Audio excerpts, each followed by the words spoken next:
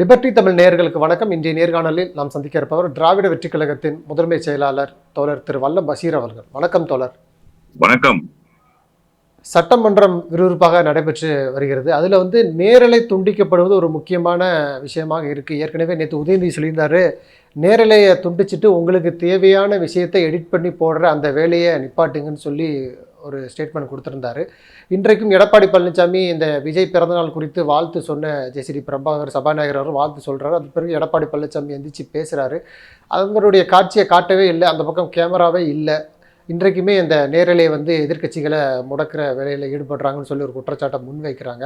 இன்னொரு புறம் தாவேக்க அரசு சொன்னதும் செய்ததும் அப்படின்னு சொல்லியும் ஒரு கருத்து இருக்குது. அதாவது நேரலையை நாங்கள் தொடர்ச்சியாக நடத்துவோம், தொடர்ச்சியாக காட்டுவோம், மக்களுக்கு வெளிப்படையாக காட்டுவோம்னு சொன்னாங்க. அதை ஆனால் அப்படி செய்ய மறுக்கிறாங்க. இன்னொரு புறம் தூய்மை பணியாளர்களுக்கு விஜய் வீட்டிலேயே நேராக கூட்டு பேசினார். இன்றைக்கு அது தனியார் மயமாக்கப்படுது. இது போன்று சொன்னது என்ன செய்தது என்னன்னு சொல்லி எதிர்க்கட்சிகள் கேள்வி எழுப்புறாங்க. உங்களுடைய பார்வை என்ன தோழர்? சட்டமன்ற விவாதம் குறித்து, நேரலை துண்டிக்கப்பட்டதும் குறித்து, தாவேக்க அரசுடைய செயல்பாடு குறித்து உங்களுடைய பார்வை என்ன? நேரலை விவகாரத்தில் தாவேக்க அரசு செய்திருக்கிற தவறை எல்லா எதிர்க்கட்சிகளும் சுட்டிக்காட்டுகின்றன. அதைத்தான் இன்றைக்கு எடப்பாடி பழனிசாமியும் சுட்டிக்காட்டி இருக்கிறார். பொதுவாகவே விஜய் திரைப்படங்களில் நடித்து பழக்கப்பட்டவர். கேமரா முன்பு எப்படி இயங்க வேண்டும் என்கிற வித்தையை ஓரளவுக்கு கற்று தேர்ந்தவர். இன்றைக்கு இருக்கிற சட்டப்பேரவை உறுப்பினர்களை நான் முதலமைச்சர் உட்பட சொல்கிறேன், கூடுதலாக கேமராக்களை பார்த்தவர் யார் என்று கேட்டால் அது விஜய் தான். அதனாலேயே என்னவோ அவரை நோக்கி மட்டுமே அந்த கேமரா இருக்க வேண்டும் என்று ஒரு தன்னியல்பாக ஒரு செட்டிங்கை அவர்கள் வைத்திருக்கிறார்கள். அந்த அடிப்படையில் தொடர்ச்சியாக நேரலையில் நானும் எல்லா தொலைக்காட்சிகளிலும் 2 நாட்களாக பார்த்து கொண்டே இருக்கிறேன். எப்போதெல்லாம் அந்த நேரலை செய்யப்படுகிறதோ அப்போதெல்லாம் ஆளுங்கட்சியினுடைய தரப்புக்கு மட்டும்தான் கேமரா காட்டப்படுகிறது. அவர்களை நோக்கி மட்டுமே அந்த மக்களினுடைய பார்வை இருக்கிறது. இன்றைக்கு கூட மரியாதைக்குரிய முன்னாள் எதிர்கட்சி துணைத் தலைவர் அண்ணன் ஓ பன்னீர்செல்வம் அவர்கள் ரொம்ப கலகலப்பா இன்னைக்கு அந்த விவாதத்தை கொண்டு போனார். அந்த பாட்டில் விவகாரத்தை பிரேமலதா அம்மையார் அவர்கள் எழுப்பிய அந்த இதை கேள்வியை ரொம்ப நயம்பட எடுத்துட்டு போனாரு. அண்ணன் தங்கம் தென்னரசு எழுந்து பேசுறாரு. அண்ணன் தங்கம் தென்னரசு காட்டவே இல்லை. சொந்த அனுபவத்தை அண்ணன் ஓ பன்னீர்செல்வம் சொல்கிறார் அப்படின்னு சொல்றாரு. நான் அந்த குரலை வைத்து மட்டுமே தான் அது அண்ணன் தங்கம் தென்னரசு அப்படின்னு புரிஞ்சுக்கிட்டேனே தவிர அண்ணன் தங்கம் தென்னரசு நோக்கி காட்டல. அப்ப யாரை நோக்கி காட்டிட்டு இருக்காங்கன்னா, ஆதவ அர்ஜுனா பக்கம் கேமராவை காட்டிட்டு இருக்காங்க. எதற்காக இப்படி செய்ய வேண்டும்? நீங்க சட்டப்பேரவையினுடைய அந்த விவாதங்களை நேரடி ஒளிபரப்பு செய்வது என்று முடிவெடுத்து விட்டால் எல்லாவற்றையும் நேரடி ஒளிபரப்பு செய்துவிட வேண்டியதுதானே. இதுல என்ன ரகசியம், ஒளிவு மறைவு என்ன தேவை இருக்கிறது? சட்டப்பேரவையில் சட்டப்பேரவை உறுப்பினர்கள் என்ன செய்கிறார்கள் என்பதை இந்த நாட்டு மக்களுக்கு சொல்ல வேண்டும். அதுதானே நோக்கம்.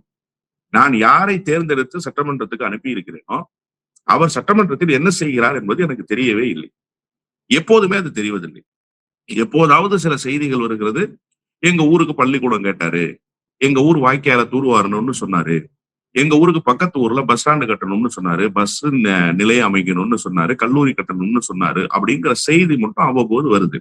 ஆனா அவரு சட்டப்பேரவையில தூங்குறாரா, விழித்திருக்கிறாரா, பேசுறாரா, பாக்குறாரா, இல்ல சட்டப்பேரவைக்கு போகாமலேயே இருக்கிறாரா அப்படிங்கிறது எனக்கு தெரியவே தெரியறதில்லை. அதுக்குதான் இந்த நேரலை வேணும்னு. இப்ப இந்த பாராளுமன்றத்துல நேரலையை தொடர்ச்சியாக செய்து கொண்டே இருக்கிறார்கள். ஏன் இங்க சட்டப்பேரவையில அது செய்யறது இல்லை அப்படிங்கிற ஒரு பிரதான கேள்வி எழுகிறது. இப்ப இவங்க இந்த அரசு ஒரு வாக்குறுதியை கொடுக்குறாங்க. நாங்க சட்டப்பேரவையில நடப்பவற்றை இந்த நாட்டு மக்களுக்கு சொல்வோம், அதை நேரலையாக இந்த நாட்டு மக்களுக்கு தெரிவிப்போம் அப்படின்னு சொல்றாங்க. சொல்லிட்டு அவர்கள் செய்வதை மட்டுமே காட்டுவது, அவர்கள் பேசுவதை மட்டுமே காட்டுவது என்பது எதிர்க்கட்சிகளினுடைய நடவடிக்கையை இருட்டடிப்பு செய்கிற வேலை என்றுதான் நான் புரிந்து கொள்கிறேன். ஏன் இந்த அச்ச உணர்வு? எதிர்க்கட்சிகள் பேசுகிற கருத்தையும் இந்த நாட்டு மக்களுக்கு சொல்லிவிட வேண்டியது தானே. அதுல என்ன சிக்கல் இருக்கு அப்படின்னு கேட்டீங்கன்னா, எதிர்க்கட்சிகள் எழுப்புகிற எந்த கேள்விக்குமே முதலமைச்சரோ அல்லது துறை சார்ந்த அமைச்சர்களோ பதில் சொல்றது இல்லை. அதனால அவங்க என்ன நினைக்கிறாங்கன்னா, நாம பதில் சொல்லாமல் இருப்பதாலையும், நம்ம முதலமைச்சர் அது குறித்து எந்த விதமான விளக்கத்தையும் கொடுக்காமல் இருப்பதனாலையும் அது ஒரு வீக்கர் செக்ஷனா போயிடும் அப்படின்னு அந்த ஒரு ஃபீலிங் ஆளும் தரப்புக்கு இருப்பதாகத்தான் நான் உணர்றேன். அதனாலதான் எதிர்க்கட்சிகளினுடைய குரல் இந்த நாட்டு மக்களுக்கு தெரிந்து விடக்கூடாது. எத்தனை பேருக்கு சார் அண்ணன் எஸ் சிவசங்கரனுடைய குரல் தெரியும்? அண்ணன் அட்லி குறித்தெல்லாம் பேசினாரு. அட்லி குறித்து மட்டுமில்ல, நான் இட்லி குறித்தும் பேசுவேன், சட்னி குறித்தும் பேசுவேன்னு அண்ணன் சொன்னாரு. இப்ப அண்ணனுடைய குரல் எனக்கு ரொம்ப பரிச்சயம். அடிக்கடி நான் போன்ல பேசி பழக்கப்பட்ட குரல், அடிக்கடி நான் கேட்டு பழக்கப்பட்ட குரல் எனக்கு தெரியுது. எங்கோ தருமபுரி மாவட்டத்துல, எங்கோ கிருஷ்ணகிரி மாவட்டத்துல டிவி பார்த்துக்கிட்டு இருக்கிற ஒரு சாதாரண பொதுமக்களுக்கு அவருடைய குரல் தெரியுமா? அவர் தான் பேசினாருன்னு எப்படி தெரியும்? ஏன் அந்த முகத்தை காட்டுவதில் என்ன சிக்கல் இருக்கு? அப்போ ஒரு அரசு எதிர்க்கட்சிகளினுடைய குரலை பார்த்து அஞ்சுகிறது. குரலை நசுக்க பார்த்த அரசுகளை நாம பார்த்திருக்கோம். அதிமுக அரசு இருக்கும்போது திமுகவை நசுக்க பார்க்கும். திமுக அரசு இருக்கும்போது அதிமுகவுடைய குரல் நசுக்க பார்க்கும். வெளிநடப்பு செய்திருவாங்க. இதெல்லாம் நடக்கிறத பார்த்திருக்கோம். ஒரு அச்ச உணர்வு ஆளுகிற தரப்புக்கு எதிர்க்கட்சிகளை பார்த்து, அதுவும் குறிப்பா எடப்பாடி பழனிசாமி எல்லாம் பார்த்து பயப்படுற நிலைமைக்கு இந்த அரசு இருக்கு அப்படின்னு சொன்னா, இந்த அரசு எப்படிப்பட்ட முதுகெலும்பில்லாத அரசாக இருக்கிறது என்பதை இந்த நாட்டு மக்கள் பார்த்து கொண்டே இருக்கிறார்கள். இது ஒரு தவறான போக்கு. இந்த போக்கு உடனே நேரலையில தான் காட்டல. ஆனா ரெக்கார்ட் பண்றாங்க. அவங்க பேசுறதை மட்டும் எடிட் பண்ணி அதுக்கப்புறம் சேனல்களுக்கு தனியாக கொடுக்குறாங்க. நான் என்ன கேட்கிறேன்னா சார், நேரலை நீங்க செய்யல அப்படின்னா இது சரி. ரெக்கார்ட் பண்ணிருக்கோம். ரெக்கார்டிங்ஸை நாங்க கொடுக்குறோம். யார் யார் பத்தி நீங்க கேட்குறீங்களோ நாங்க அதை கொடுக்குறோம். சுவாரஸ்யமான தகவல்களை நாங்க சொல்றோம் அப்படிங்கிறதுல ஒரு நியாயம் இருக்கு. நீங்க நேரலை செய்யறீங்க. செய்கிற போது ஏன் அதை முறையா செய்யலன்னு கேட்கிறோம். எல்லாரையும் காட்டிட வேண்டியதானே, அதுல என்ன சிக்கல் இருக்கு? இப்ப நேரலையே செய்யப்படாம இருக்கு அப்படின்னு சொன்னா நீங்க அந்த ரெக்கார்டிங் கொடுங்க, ஓகே. நேரலை செய்யப்படுகிற போது ஒரு தரப்பை மட்டும் காட்டுவோம். அதாவது பேசாத தரப்பை காட்டுவோம். ஊமப்படம் மாதிரி நீங்க பார்த்துக்கிட்டே இருக்கணும். பேசுகிற தரப்பை நாங்க காட்ட மாட்டோம். எப்போது காட்டினாலும் ஒரே ரியாக்ஷன் தான் முதல்வர். இல்ல, அது ரியாக்ஷன் ஒரே மாதிரியாக இருக்கும் அப்படிங்கிறது வேற. நாம ஒண்ணும் படம் பார்க்கல, சட்டப்பேரவையினுடைய நிகழ்வுகளை பார்க்கிறோம். அப்ப சட்டப்பேரவையில யாருடைய குரல் இங்க ஒலிக்குது, என்ன சட்டப்பேரவையில் இன்றைக்கு விவாத பொருள் ஆகியிருக்கு அப்படிங்கிறத தெரிஞ்சுக்க வேண்டியது இந்த நாட்டு மக்களுக்கு இருக்கக்கூடிய ஒரு ஆசைன்னு வச்சுக்கோங்க. நீங்க நான் கடமை, தார்மீக பொறுப்பு அதுக்குள்ளதான் போக என்ன நடக்குது, சுவாரஸ்யமா ஏதோ நடக்குது, அதை நம்ம தெரிஞ்சுக்கோமே, விஜய் என்ன பண்ணிக்கிட்டு இருக்காரு அப்படின்னு பார்ப்போமேன்னு ஒரு ஆசை இருக்கும் இல்லையா? அந்த ஆசைக்கு அந்த நேரலையே பார்க்கிற போது எதிர்கட்சி தரப்புல இருந்து குரல் மட்டுமே கேட்டுக்கிட்டே இருக்கு. முகங்கள் காட்டப்படுவதே இல்லை. அப்புறம் சில நேரம் நேரலை நிறுத்தப்பட்டுருது. ஏன் நிறுத்தப்பட்டுறதுன்னா, முக்கியமான கேள்விகளை எதிர்கட்சிகள் எழுப்பிடுறாங்க. அதுக்கு பதில் சொல்லக்கூடாதுன்னு அவங்க நினைக்கிறாங்க. இது ரொம்ப தவறான போக்கு அப்படின்னு நான் சொல்றேன். விஜய் அந்த முகத்துல ஒரு மலர்ச்சி இல்லாம அப்படியே இருள் சூழ்ந்து உட்கார்ந்துருக்காங்கல்ல, இதை மட்டுமே நீங்க காட்டி என்ன சிம்பத்தி கிரியேட் பண்ண விரும்புறீங்கன்னு கேட்கிறேன். விஜயை எல்லாரும் கார்னர் பண்றாங்க. ஒரு பக்கம் எடப்பாடி பழனிசாமி டீஸ் பண்றாரு, இன்னொரு பக்கம் உதயநிதி ஸ்டாலின் டீஸ் பண்றாரு. ஒரு அனுதாபத்தை தேட முயற்சிக்கிறீங்களா? முதலமைச்சருக்கு அந்த அனுதாபம் தேவையில்லைன்ற. முதலமைச்சர் என்பவர் ஒரு தலைவர். அந்த தலைவருக்கு உண்டான அந்த கெட்டப் இருக்கணும்னு நான் நினைக்கிறேன். அந்த கெத்தை நீங்க மெயின்டைன் பண்ணிட வேண்டியதானே. ஏன் நீங்க சோகமா முகத்தை வச்சுக்கிறீங்க? ஏன் நடிக்கிறீங்க? ஏன் சினிமா இருக்கிறது போலவே இருக்கிறீங்கன்ற ஒரு கேள்வி இருக்கு. மொத்தத்தில் இந்த நேரலை இப்படியாக ஒருதலை பட்சமாக செயல்படுவது என்பது சட்டமன்ற மரபுகளுக்கு முரணானது. சட்டப்பேரவை ஆரோக்கியமாக நடைபெறுகிறதா என்கிற கேள்வி வெளியில் எல்லோரிடத்திலும் எழுப்பி இருக்கிறது ஒரு பக்கம்.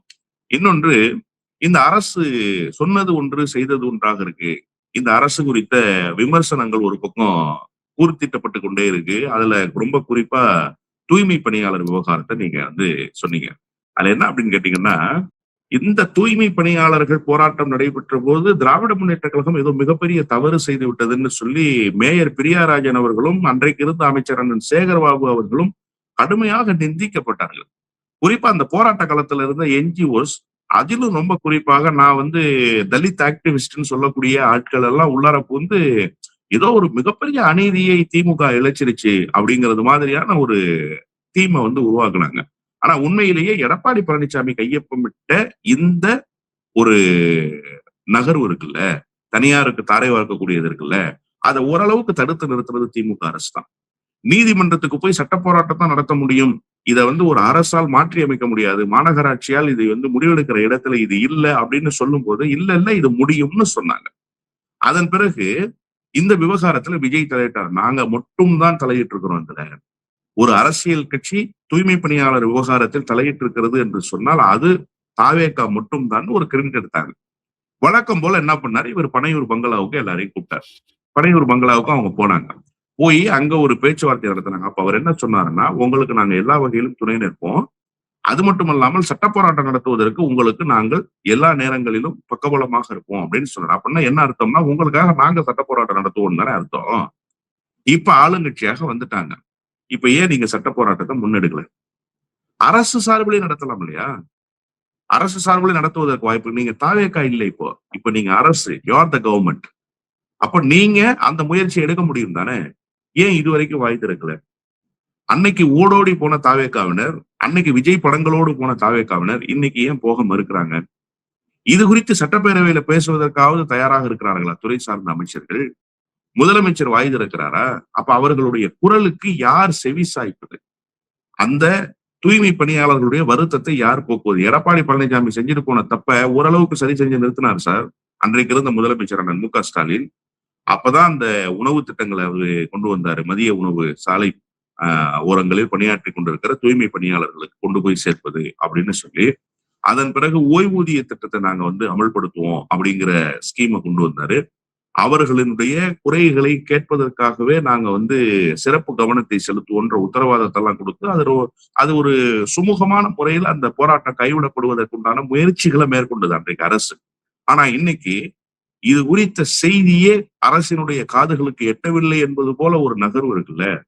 இது வந்து இந்த அரசு எப்படி செயல்படுகிறது என்பதை வெளி உலகுக்கு வெளிச்சம் போட்டு காட்டுகிறது. இந்த அரசு உண்மையிலேயே கடைகோடியில் இருப்பவர்களினுடைய குரலை கேட்கிற அரசு அல்ல, அல்லது கேட்டும் கேட்காதது போல நடிக்கிற அரசாக இந்த அரசு வெளிப்படுது. மொத்தத்தில் இந்த அரசு அம்பலப்பட்டு போய் நிக்குது. இந்த அரசனால எதுவுமே செய்ய முடியாது. இந்த அரசு எந்த முயற்சியும் எடுக்காது. இந்த அரசு மக்களுக்கு எது தேவையோ, மக்கள் எதை விரும்புகிறார்களோ அதற்கு நேர் மாறான விஷயங்களை எது அவர்களுக்கு விதிக்கப்பட்டிருக்கிறதோ அதை அப்படியே ஏற்றுக்கொண்டு ஃபைட் பண்ற அந்த கேப்பபிலிட்டி இந்த அரசிடம் கிஞ்சிட்டும் இல்லை என்பதை நாம தான் ரொம்ப தெளிவா பார்த்துட்டோமே. எந்த விவகாரத்துல பார்த்தோம்? சட்டப்பேரவையினுடைய துவக்க விவகாரத்துல, ஆளுநர் விவகாரத்திலே நாம பார்த்துட்டோம். அதுலயே அது நடந்து போச்சு. எனவே இந்த விவகாரத்தை பொறுத்தவரை முழுக்க முழுக்க அரசு ஒரு கையாலாகாத அரசு என்பது வெளிச்சம் போட்டு காட்டப்பட்டிருக்கிறது. சொன்னது ஒன்றாகவும் செய்தது ஒன்றாகவும் இவர்கள் இருக்கிறார்கள் என்பதை தாண்டி இவர்கள் சொன்ன எதையுமே செய்ய முடியாத நிலையில் இருக்கிறார்கள் என்பதுதான் யதார்த்தமான உண்மை. இன்னொரு புறத்தில் இந்த தாவேக அரசினுடைய நிர்வாக சீர்கேடு அப்படின்னு சொல்லி ஒரு குற்றம் சாட்டுறாங்க. குறிப்பாக முதல்வர் அவர்களுடைய அந்த செயல்பாடு, ஏற்கனவே முதல்வர் வந்து அவராக செயல்பட மாட்டாரு, அவர் வந்து ஒரு சும்மா இருக்கிறாரு, நிழல் முதல்வர் வந்து ஆதவ அர்ஜுனா தான் சொல்கிறாங்க. உளவுத்துறையுடைய தகவல்கள், பல்வேறு தகவல்கள் வந்து முதல்வரையும் தாண்டி பல்வேறு நபர்களிடம் போய் சென்றடையுது அப்படின்னு சொல்லி ஒரு குற்றச்சாட்டை முன்வைக்கிறாங்க. அது மட்டுமல்ல, அமைச்சர்கள் வந்து பள்ளிகள் கல்லூரிகளில் போயிட்டு விஜய் பாட்டுக்கு நடனம் ஆடுவதும் கூட மிகப்பெரிய சர்ச்சையை உண்டாக்கியிருக்கு. இந்த நிர்வாக முறைகேடு சீர்கேடு குறித்து உங்களுடைய பார்வை என்ன? இல்ல, இங்க முதலமைச்சர் ஒருவராகவும் முதல் போட்ட அமைச்சர் ஒருவராகவும் இருக்கிறார். அதான் இங்க இருக்கக்கூடிய பெரிய சிக்கலே. முதலமைச்சர் யாருன்னா விஜய், முதல் போட்டிருக்கிற அமைச்சர் யாருன்னா ஆதவ அர்ஜுன். இப்ப யார் இங்க பவர் சென்டர்ன்ற குழப்பம் தாவேகாவுக்குள்ளேயே இருக்கு. நீங்க புதிதாக கட்சியில போய் சேர்றாங்க இல்லையா, வழக்கமாக நீங்க பாருங்க, ஆளுங்கட்சியாக ஒரு கட்சி வந்துருச்சு. அந்த ஆளுங்கட்சியில் போய் முன்னாள் அமைச்சர்கள், பெரிய பெரிய ஜாம்பவான்னு சொல்லப்பட்ட கடம்பூர் ராஜு மாதிரியான ஆட்கள், அண்ணன் பாலகங்கா மாதிரியான ஆட்கள், விளவங்கோடு தொகுதியில் வீழ்த்த முடியாத இடத்தில் இருந்த அக்கா விஜயதாரணி மாதிரியான ஆட்கள் போய் சேர்றாங்க. யாராவது போய் விஜயை பார்த்து சேர்றாங்களா? ஒருவரையாவது விஜய் பொன்னாடை அணிவித்து வரவேற்றிருக்கிறாரா? எல்லாரும் யாரை பார்த்து சேர்றாங்க? ஆதவ அர்ஜுனை போய் பார்த்து சேர்றாங்க. அப்ப இங்க பவர் சென்டர் யாரு? வைகோ வந்து தாவேகா கூட்டணியில் இடம்பெறுவதற்கு மிகுந்த சிரத்தை எடுத்துக்கிட்டே இருக்காரு. தொடர்ச்சியாக விஜய ஒபாமாவோடு ஒப்பிட்டு பேசுறாரு, அரசு சீராக நடக்குதுங்கிறாரு. ஆனா விஜயை போய் அவரு பாக்குறாரே தவிர, இங்க வீட்டுக்கு வந்து அந்த செட்டிங்கை யாரு போடுறா? விஜயை போய் அவர் பாக்குறதுக்கு முன்னாடி ஆதவ அர்ஜுனா வந்து செட்டிங் போட்டு போறாரு அவர் வீட்டுக்கு வந்து. ஆனா நாளை காலைல வந்துருங்கண்ணே அப்படின்னு அந்த ஏற்பாட்டையும் ஆதவ அர்ஜுன் தான் செய்யறாரு. அப்போ இங்க ஒரு நிழல் அரசாங்கம் ஆதவ அர்ஜுனா தலைமையில் இயங்குது. ஆதவ அர்ஜுனா தரப்பு தான் இந்த விவகாரங்களை எல்லாம் கையாளுது. முதலமைச்சர் இடத்துல எந்த பவரும் இல்ல. நீட்டின பேப்பர்ல கையெழுத்து போடுறாரு. அவர் துறை ரீதியாக எந்த முயற்சியும் எடுக்கிறது இல்லை. அவர் துறை சார்ந்த எந்த விவகாரங்களையும் கவனம் செலுத்துறது இல்லை. அவர் குறித்த செய்திகள் மட்டுமே ரெக்கை கட்டி பறக்குதே தவிர அவருடைய செயல்பாடு என்பது ஒண்ணுமே இல்லை அப்படிங்கிறது தான் இப்போ தலைமைச் செயலகத்தில் பரபரப்பாக பேசப்படுகிற செய்தி. இது ஒரு பக்கம். இப்ப இன்னொரு முக்கியமான செய்தி, ரகசிய காப்பு பிரமாணம்னு ஒண்ணு எடுத்துக்கிறோம், பதவி பிரமாணம்னு ஒண்ணு எடுத்துக்கிறோம். அந்த ரகசிய காப்பு பிரமாணத்துல துறை சார்ந்த விவகாரங்கள்ல முடிவெடுக்கக்கூடிய அந்த உரிமைய, அந்த ரகசியத்தை, அதை பாதுகாக்க வேண்டியதை யாரு வச்சிருக்கிறார்? அந்த துறை சார்ந்தவர் வச்சிருக்கிறாரு. குறிப்பா முதலமைச்சர் வச்சிருக்கிறாரு. அப்ப அந்த செய்தி வெளியாகுது அப்படின்னு சொன்னா அது வந்து அந்த நீங்க எடுத்திருக்கிற ரகசிய காப்பு பிரமாணத்துக்கு எதிரானதாக இருக்கா இல்லையா? அது எவ்வளவு பெரிய தவறான ஒரு போக்கு.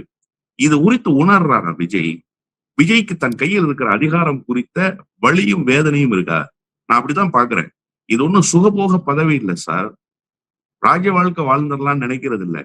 இரவு படுத்தால் தூக்கம் வராது. இந்த தமிழ்நாட்டினுடைய தலையெழுத்தை நிர்மாணிக்க வேண்டிய பெரும் கடமை பொறுப்பு உங்க இடத்துல இருக்கு. ஒரு சின்ன தவறு நடந்துச்சா ஒண்ணும் இல்ல, இந்த ஏரியை திறந்து விடுறதுக்கு ஒரு சின்ன தவறு செய்ததுனால சென்னை ஒட்டுமொத்தமா மூழ்கி போச்சு. நிர்வாக சீர்கேடு அதுக்கு காரணம். எவ்வளவு பெரிய தப்பு. ஒரு சின்ன விவகாரம் தான். அந்த சின்ன விவகாரத்துக்குள்ள ஒரு மாநகரமே மூழ்கி போனதா இல்லையா? இதுதான் இந்த அரசு எப்படி செயல்பட வேண்டும், இந்த அரசுக்கு என்ன பொறுப்பு இருக்கு என்பதற்கு ஒரு உதாரணம். இப்ப விஜய் எந்த பொறுப்புமே இல்லாம இருக்காரு. நாளைக்கு ஒரு பெரிய நிர்வாக சீர்கேடு என்பதை தாண்டி ஒரு பேரிடர் நிர்வாகத்துக்குள்ள வந்துச்சுன்னா, டிசாஸ்டர் ஒண்ணு வந்துருச்சுன்னா எப்படி சரி பண்ணுவீங்க? எப்படி சார் சரி பண்ணுவீங்க? அது ஒரு மோசமான விளை ஒரு மாநிலத்துக்குள்ள ஏற்படுத்தினாரா? ஒரு மாநிலத்தை இன்னொரு 10 ஆண்டுகள் பின்னோக்கி கொண்டு போய் தள்ளிடாதா? நீங்க முன்னோக்கி கொண்டு போவதற்காக முதலமைச்சர் நாற்காலில் அமர்த்தப்பட்டிருக்கிறீர்கள், பின்னோக்கி கொண்டு செல்வதற்காக அல்ல. இதுல ஒரு பெரிய சிக்கலே என்ன அப்படின்னு கேட்டீங்கன்னா, ஆதவ அர்ஜுனா கிட்ட தான் பவர் இருக்கு அப்படிங்கிறது எல்லாருக்குமே தெரியும். ஆனா ஆதவ அர்ஜுனா என்ன பண்றாருன்னா, அந்த பவரை தனக்கு ஏற்றவாறு பயன்படுத்திக்கிட்டே இருக்காரு. தனக்கு ஏற்றவாறு அதை லாபி பண்ணிக்கிட்டே இருக்காரு. அப்ப அரசினுடைய ஒட்டுமொத்த நிர்வாகமும் ஒரு தனிப்பட்ட நபரினுடைய சுய விருப்பு வெறுப்புக்கு ஏற்ப செயல்படும் அப்படின்னா, நான் இதை விஜய்க்கு எச்சரிக்கையாக சொல்றேன். நாளைக்கு உங்களை சிக்க வைக்கிற வேலை இது. நாளைக்கு யாரும் ஆதவ அர்ஜுனாவை போய் கேள்வி கேட்க மாட்டாங்க. ஏன்னா ஆதவ அர்ஜுனா கிட்ட போர்ட்போலியோ கிடையாது. போர்ட்போலியோ உங்ககிட்ட இருக்கு. உங்க போர்ட்போலியோ லீக் ஆகுது. அதுதான் ரொம்ப முக்கியமான விஷயம். உங்க துறை சார்ந்த விவகாரங்கள் வெளியில் போகுதுங்கிறத நீங்க மறந்துடாதீங்க. உங்க துறை சார்ந்த அலுவல் குறித்த செய்திகள் வெளியில போகுதுங்கிறத நீங்க மறந்துடாதீங்க. அப்ப இதுக்கு யார் பொறுப்பே இருக்கணும்? அப்ப எங்க அந்த ஓட்டை இருக்கு? அதை சரி செய்ய வேண்டிய பொறுப்பு யாருகிட்ட இருக்கு? இதெல்லாம் முதலமைச்சருக்கு புரியுதா புரியலையா? முதல்ல முதலமைச்சருடைய கவனத்துக்கு வருதா? நமக்கு இருக்கக்கூடிய மிகப்பெரிய கேள்வி அதான். இதெல்லாம் தடுத்து நிறுத்துங்கன்னு நம்ம சொல்றதுக்கு முன்னாடி இப்படி ஒண்ணு இருக்குங்கிறதாவது நீங்க தெரிஞ்சுக்கிறீங்களா? வெளியில வாங்க. மொபைல் போன்ல வந்துருச்சு இப்ப எல்லாமே. தினந்தோறும் செய்தியை பாருங்க. ஊடக விவாதங்கள்ல யார் என்ன அவர் சொல்லிதான் அவர் பேசுறாரு அப்படின்னு எடுத்துக்கலாம் இல்லையா? அவர் அதிகமாக பேச மாட்டாரு, இயல்பாகவே அமைதியான குணம் கொண்டவர். சரி, நம்ம சொல்றத இவர் மூலமா சொல்லுவோம்னு சொல்லி அவர் சொல்லி பேசுறாருன்னு கூட எடுத்துக்கலாம் இல்லையா? சமீபத்துல ஒரு தனியார் யூடியூப் சேனலுக்கு முன்னாள் நாடாளுமன்ற உறுப்பினராகவும் பத்திரிகையாளராகவும் இருந்த பேராசிரியர் ரவி பெர்னாட் ஒரு நேர்காணல் ஒன்று கொடுத்திருந்தார். எனக்கு ரொம்ப பிடித்தமான நேர்காணலாக அந்த நேர்காணல் இருந்தது. ரொம்ப நயமாக பேசுவார் ரவி பெர்னாட். நான் எப்போதுமே அவருடைய பேச்சை ரொம்ப ரசித்து கேட்பேன், அவருடைய தொகுப்புகளை எல்லாம். அவர் சொன்னாரு, ஜெயலலிதா அம்மையார் கலெக்டர் ஐஏஎஸ் ஆபீசர்ஸ் இருக்காங்க இல்லையா, ஐஏஎஸ் ஐபிஎஸ் ஆபீசருக்கு ஒரு டொமைன் ஃபார்ம் பண்ணி அந்த டொமைன்ல ஒரு நிமிடத்தில் நினைத்தால் ஒரு முதலமைச்சர் ஐஏஎஸ் ஐபிஎஸ் ஆபீசரை டைரக்டா கான்டாக்ட் பண்ண முடியும்னு ஏதோ ஒரு கனெக்ஷனை கர்நாடகாவோ ஆந்திராவோ, அவர் சரியா சொல்லல, அதை இப்போதும் சிஎம்ஆ இருக்கிறாருன்னு சொல்லி முடிச்சாரு, இருக்கக்கூடிய ஒரு முதலமைச்சர் செய்திருக்கிறாரு அப்படின்னு. நான் சொன்னதை வச்சு சந்திரபாபு நாயுடுவாக இருக்கும்னு நான் புரிஞ்சுக்கிறேன். அப்ப அவங்க சொன்னாங்களாம், அது ரொம்ப தப்பு. முதலமைச்சருக்கென்று ஒரு புரோட்டோகால் இருக்கு. முதலமைச்சர் எப்படி ஒரு ஐஏஎஸ் அதிகாரியை போய் பேச முடியும்? There is a chief secretary, there is additional secretary, there is a finance secretary, அதுக்கப்புறம் உள்துறை செயலாளர்கள் இருக்காங்க. இவங்க எல்லாம் நிர்வாகத்துக்குள்ள இருக்கும்போது ஏன் ஒரு முதலமைச்சர் நேரடியா ஐஏஎஸ் கான்டாக்ட் பண்ணணும் அப்படின்னு ஜெயலலிதா அம்மையார் சொன்னாங்க. இப்ப இந்த புரோட்டோகால் புரியுதா உங்களுக்கு? ஏன் முதலமைச்சருடைய வேலையை ஒரு அமைச்சர் செய்யணும்? இவர் சொல்லிதான் செய்யறாரு அப்படின்னா அப்ப இவருக்கு என்ன வேலைங்க? இவர் யாரா இருக்கிறாரு? ஓட்டு விசில் சின்னத்துக்கு முதலமைச்சராக விஜய் வருவாருன்னு போட்டாங்களா, ஆதவ அர்ஜுன் வருவாருன்னு போட்டாங்களா? இது என்ன கதைன்னா, ஜெயலலிதாவுக்காக ஓட்டு போட்டு எடப்பாடி பழனிசாமி நமக்கு முதலமைச்சராக வச்ச கதை இந்த கதை. அது மீண்டும் திரும்பி இருக்கு. அப்போ முதலமைச்சர் என்பவருக்கு ஒரு பொறுப்பு இருக்கு, முதலமைச்சர் என்பவருக்கு ஒரு கடமை இருக்கு. அதை அவர் தான் சார் செய்யணும். ஒண்ணு வேணாம், ரொம்ப சிம்பிளா புரிகிற மொழியில் நான் கேட்கிறேன். எனக்கு பசிக்குது, எனக்கு பதிலா ஆதவ அர்ஜுன் சாப்பிடுவாருன்னு சொல்லுவாரா முதலமைச்சரு? அப்ப நீங்க எதுக்கு அந்த பொறுப்புல இருக்கீங்கன்னு நான் கேட்கிறேன். உங்களுக்கு எதுக்கு அந்த பொறுப்பு? அப்ப நீங்க என்ன பண்ணுங்க, இலாக்கா இல்லாத முதலமைச்சராக மாற்றி இலாக்காக்களை மாத்தி விட்டுருங்க. உங்களால செயல்பட முடியாதுன்னா எதுக்கு மத்த முதலமைச்சர்களை போல எடப்பாடி பழனிசாமி வச்சிருந்த மாதிரி போர்ட்போலியோஸ் நம்ம வச்சுக்கணும், முக ஸ்டாலின் வச்சிருந்த மாதிரி போர்ட்போலியோஸ் வச்சுக்கணும், ஜெயலலிதா வச்சிருந்த மாதிரி போர்ட்போலியோஸ் வச்சுக்கணும்னா, ஜெயலலிதா போன்றவர்கள் ஓய்வுக்கு போகிற போது கூட கோப்புகளோடு போனவர்கள். ஜெயலலிதாவுடைய போர்ட்போலியோல யாரும் தலையிட முடியாது. ஓ பன்னீர்செல்வம் நிழல் மாதிரி இருந்தாரு, ஒரு நிழல் முதலமைச்சர் மாதிரி தான் அன்னைக்கு இருந்தாரு. கேட்டு பாருங்க, எந்த போர்ட்போலியோல தலையிட முடியுமான்னு சொல்லிட்டு தொலைச்சி எடுத்துரும் அந்த அம்மா. இப்போ அண்ணன் முக ஸ்டாலின் முதலமைச்சராக இருந்த போது அவருடைய போர்ட்போலியோக்குள்ள ஒரு சின்னதாக யாராவது மூக்க நுழைச்சிருக்க முடியுமா? அவரை மீறி ஏதாவது ஒரு விஷயம் நடந்திருக்குமா? அப்போ ஒரு முதலமைச்சர் என்பவர், ஒரு தலைவர் என்பவர் எப்படி செயல்பட வேண்டும் என்கிற பாதையை தமிழ்நாட்டில் முன்னாள் முதலமைச்சர்கள் வகுத்து தந்திருக்கிறாங்கல்ல, அதையாவது நீங்கள் லேர்ன் பண்ணுங்கன்றத. அப்போ இவர் சொல்லிதான் அவர் செய்யறாருன்னா, அப்ப இவருக்கு அந்த பதவி தேவையில்ல. எதுக்கு சார் உங்களுக்கு அந்த வேலை? நீங்க அந்த வேலையை செய்வீங்கன்றதுனாலதான் எடுத்துக்கிட்டீங்க. யாராவது உங்களை நிர்பந்திச்சாங்களா? நீங்க இந்த போர்ட்போலியோஸ் எல்லாம் வச்சுக்கோங்க, முதலமைச்சர்கிட்ட இந்த போர்ட்போலியோ எல்லாம் இருக்கணும் அப்படின்னு யாராவது சொன்னாங்களா? இல்ல, நீங்களா தானே விரும்பி எடுத்தீங்க. அப்போ உங்களுக்கு அந்த அதிகாரம் தேவைப்படுகிறதுன்னு நீங்க வச்சுக்கிட்ட பிறகு, அந்த அதிகாரத்துக்கு உண்டான பணியை நான் செய்ய மாட்டேன், அந்த பணியை வேறொருவர் செய்வார்னா, யூ ஆர் அன்ஃபிட். நீங்க அந்த முதலமைச்சர் நாற்காலியில் உட்கார்ந்திருப்பதற்கு தகுதியற்றவர் என்கிற செய்தியை நீங்கள் சொல்லி செய்ததாக இருந்தால் நீங்கள் நாட்டு மக்களுக்கு சொல்கிறீர்கள். நீங்க சொன்னீங்க இல்லையா, உங்களுடைய நெறியாளர் என்கிற அந்த குரலை நான் எப்படி புரிஞ்சுக்கிறேன்னா, விஜய் சொல்லிதான் செய்திருக்கலாம் இல்லையா, விஜய்க்காக அவர் பேசியிருக்கலாம் இல்லையா, இவர் செய்திருக்கலாம், விஜய்க்காக அவர் பேசியிருக்கலாம் அப்படின்னா, அப்ப விஜய் எதுக்குன்னு கேட்கிறேன்.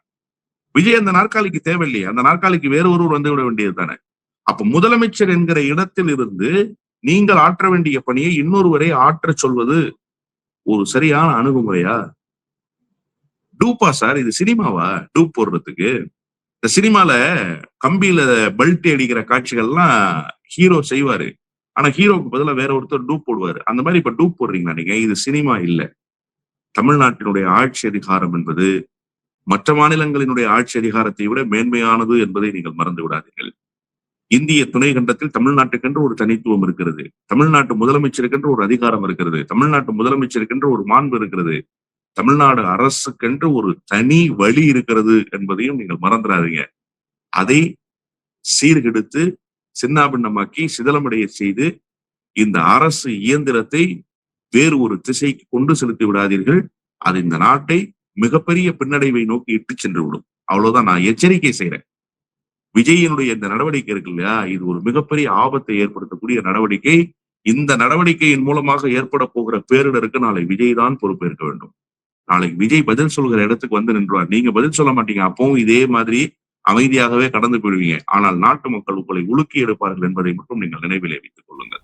நன்றி தோழர். நிறைய நல்ல தகவல்களை நேயர்களுக்கு சொல்லியிருக்கீங்க. உங்களுடைய நேரத்துக்கு மிக்க நன்றி தோழர். நன்றி.